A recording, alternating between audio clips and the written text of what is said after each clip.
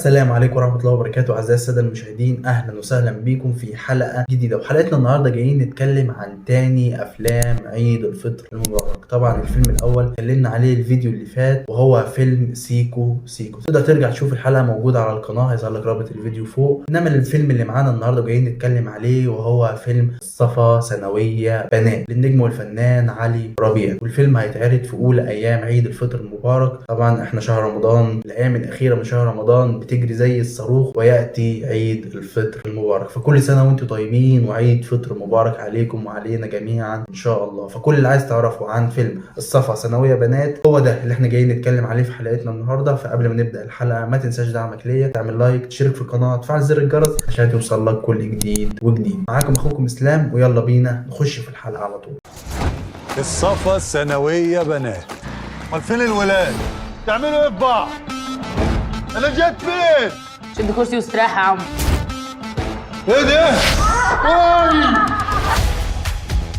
فيلم الصفا ثانوية بنات. تعالوا الأول نتكلم ونتعرف على أبطال العمل المشاركين في الفيلم. والفيلم من بطولة كل من مع حفظ الألقاب للجميع: علي ربيع، أس، محمد ثروت، لينا صوفيا، سارة الشامي، وآم مجدي، وإسراء رخا، ونوليا مصطفى. وطبعا فيلم الصفا ثانوية بنات يتكون من 2 مؤلفين وهما أمين جمال ووليد أبو المجد، والفيلم هيكون من إخراج عمرو صلاح، وهيكون من إنتاج السبكي للإنتاج احمد السبكي. فدول هم ابطال وصناع الفيلم. تعالوا دلوقتي نخش ونتكلم في القصه المعلنه لفيلم الصفا ثانويه بنات. وبتدور الاحداث داخل مدرسه الصفا ثانويه بنات، والاحداث بتدور في اطار كوميدي حول استاذ طموح، واللي هنا هيقوم بدوره الفنان علي ربيع، واللي هيجي ويشتغل في المدرسه دي.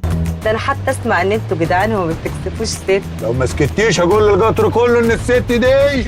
وخلال الاحداث بيتعرض للعديد من المواقف الكوميديه مع الناس المحيطه بيه في المدرسه، وان حياته بتتشابك او بتخش مع شخصيات كتير ومختلفه. شكلك شايل ومعبي هرمونات دي ولا ايه؟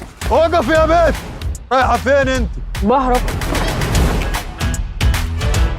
وإن في قصة حب هتنشأ بين علي ربيع وسارة الشامي خلال أحداث الفيلم. طبعا الفنان علي ربيع خلال الأيام الأخيرة بينزل صور من الكواليس للفيلم، ونقدر نقول هو بيروج للفيلم، وإن هو طلع وقال إن هو قعد حوالي سنة أو سنتين تقريبا بيتمرن على لعبة الباسكت، حتى إن في صورة نزلها تجمعه علي ربيع وعصام الحضري، اللي الواضح إن هو هيكون ضيف شرف في الفيلم. مش انت كابتن عصام الحضري السد العالي؟ انا ابراهيم الحضري برنس الليالي.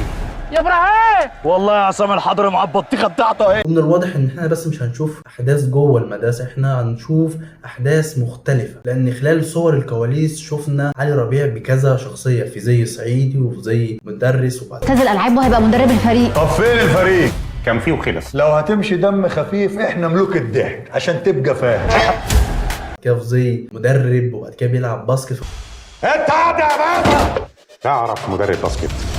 تعرف هشام ابو طويله؟ نجم مصر في كره السله، نجم الصعيد. اكسلنت. من الواضح ان الاحداث تكون هتمشي في اطار مختلف، وان نقدر نقول ان هي مش هتكون في خط واحد وبس. دي القصه المعلنه عن فيلم الصفا ثانويه بنات. انا مضطر اعلن افلاس المدرسه. المدرسه اللي هتكسب هتاخد 150,000 دولار. $150,000. وهنيجي دلوقتي للحته المهمه: هل انا متحمس للفيلم ده ولا لا؟ انا عايز اقول لك ان هي 50-50، نص متحمس للفيلم والنص التاني مش هقول لك ان هو مش متحمس للفيلم، بس اللي هو عادي كده الفيلم هشوفه وهتفرج عليه، بس مش اللي هو حاطط له توقعات كبيره جدا اللي هو يا علي ربيع انا لازم اخش اتفرج على الفيلم. لا، مش واصل للمرحله دي، هشوفه واتفرج عليه، لان انا شايف ان علي ربيع ماشي في حته كده، حاسس ان علي ربيع مش بيغير من النوعيه دي او حتى الافكار دي. علي ربيع ليه شعبيه وجمهور كبير جدا، وخد بالك انا واحد من الناس دي، واحد من جمهور علي ربيع. علي ربيع بالنسبه لي واحد من اكتر الناس اللي كانت مسرح مصر ضحكني، واكتر واحد كنت بستنى ظهوره في المسرحيات اللي تم عرضها. هو ناجح هنا وحاسس ان هو حقق نجاح كبير جدا هنا، لكن مش حاسس ان علي ربيع في السينما او في التلفزيون محقق نفس النجاح بتاع المسرح. شايف ان هو في المسرح كان عالي جدا.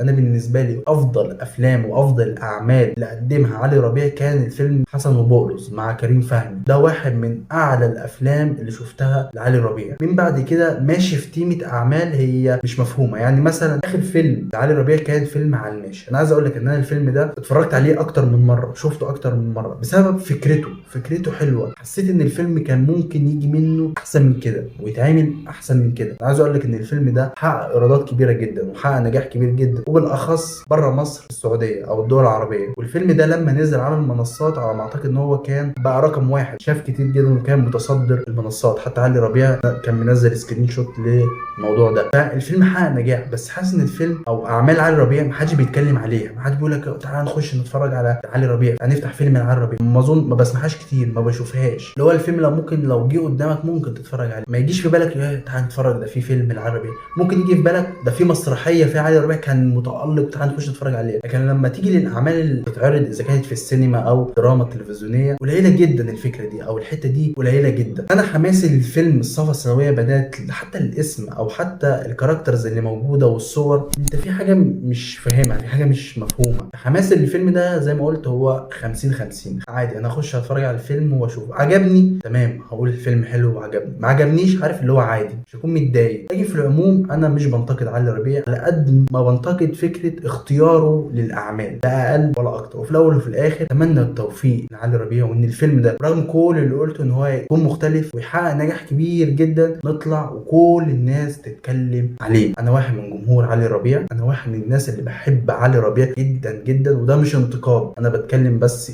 حريه كده وبتكلم من جوايا. لا انا لا بنتقد علي ربيع ولا بنتقد اعماله. وقلت ان انا اتفرجت على فيلم على الماشي اكتر من مره. انا عايزك تنزل تحت في الكومنتات وتشاركني رايك وتقول لي رايك في الكلام اللي بقوله. هل انت شايف ان علي ربيع ماشي كويس او اللي بيقدمه ده هو ده النجاح وهو ده الصح او هو ده اللي هو بيعجب الناس؟ عايزك تشاركني رايك وتقول لي برضو رايك فيه وتوقعاتك للفيلم الجديد، وهتخش تشوفه ولا لا، ولا هتستنى لما ينزل على النت وتخش تتفرج عليه. وعايزك تقول لي رايك في علي ربيع بتاع مسرح مصر وعلي ربيع بتاع السينما والتلفزيون. انهي احسن، انهي افضل بالنسبه لك، انهي اللي كان بيضحكك اكتر، انهي اللي كنت بتتحمس له اكتر، المسرح ولا السينما؟ بس كده تقريبا احنا اتكلمنا عن كل حاجه ممكن تبقى عايز تعرفها عن فيلم صفا ثانويه بنات للنجم علي ربيع. فاتمنى تكون الحلقه عجبتك. فلو عجبتك الحلقه ما تنساش دعمك ليا، تعمل لايك، تشترك في القناه، تفعل زر الجرس عشان يوصل لك كل جديد وجديد. كان معاكم اخوكم اسلام، اشوفكم على خير الحلقات الجايه. سلام.